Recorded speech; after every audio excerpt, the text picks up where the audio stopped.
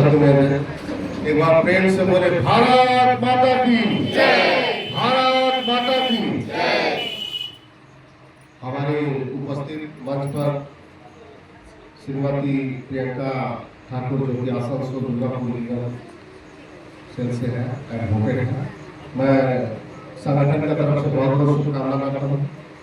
और हमारे साथ तपोसदार है, हमारे साथीगण है, माँ मान की सभी उपस्थित हुए हैं। सभी को मैं तहे दिल से बहुत धन्यवाद करना चाहता हूँ। साथी आप लोग जो समय आज हमारे पास व्यतीत किए हैं इसके लिए मैं शुक्रगुजार हूँ। साथ ही साथ विलंबता के लिए क्षमा प्रार्थना।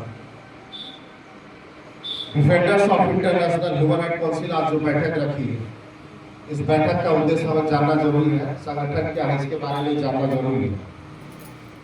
आज संगठन DHRC के तमाम हमारे जो अधिकारी हैं कदम से कदम मिलाकर के मानव संरक्षण और उनके अधिकार, माता बहनों की सुरक्षा का दायित्व निर्वहन करने के लिए वर्षों से काम करते आ रहे हैं। और हमने कई ऐसे पीड़िताओं को उनके जीवन के निर्वहन के लिए मदद किए हैं। कई बच्चियों का जो कि अपहरण हो चुका है या बलात्कार हुआ या घर से प्रताड़ित किया गया, उन्हें वापसी करवाया गया है और अपराधी को सजा दिला गया है। मुद्दा ये रहा कि आज हमारा बैठक क्या है। आज हमने बैठक रखा है आइन जाने और आइन माने।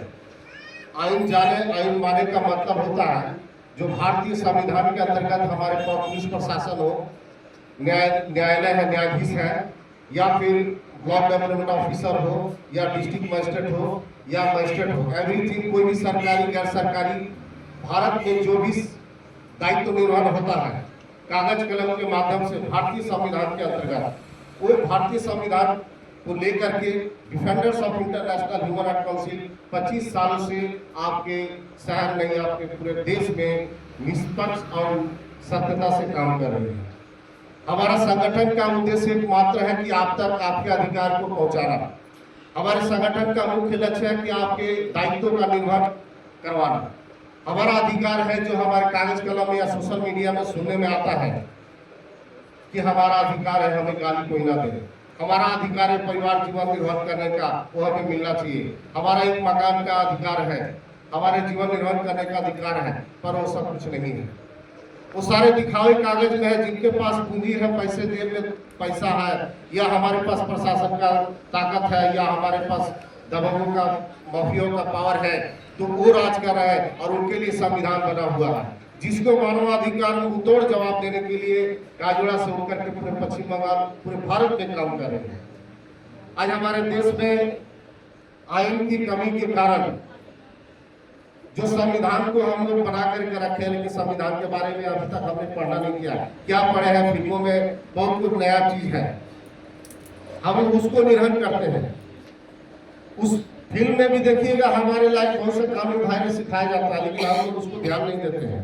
क्या ध्यान देते हैं? जो उसमें गलत प्रूफ किया है उसको लेकर के घर में आएंगे और उसको अपना करके उस शहर में अपने बच्चे आसपास जो उसके साथ हम लोग सोशल मीडिया में आता है। अभी देखेंगे बहुत सारा बच्चियों का बलात्कार हो जाता है। एक बैनर बनता है जस्टिस फॉर अमुक अमुक नाम लिखने का। कोई पीड़िता को छेड़छाड़ कर रहा है, कोई मारपीट कर रहा है, क्या है तो मदिरा पान करके जो उसका विरोध करने वाला सामूहिक दोष में कोई नहीं है। अगर आपके पड़ोस में कोई मदिरा करके किसी लड़की बच्ची को छेड़छाड़ करता है, उसमें क्या सोचते हैं कि अगर हम उन्हें रोकते हैं तो हमारे साथ झमेला होगा, कल हमारे साथ विवाद होगा, मैं इस उलझन में नहीं जाऊंगा।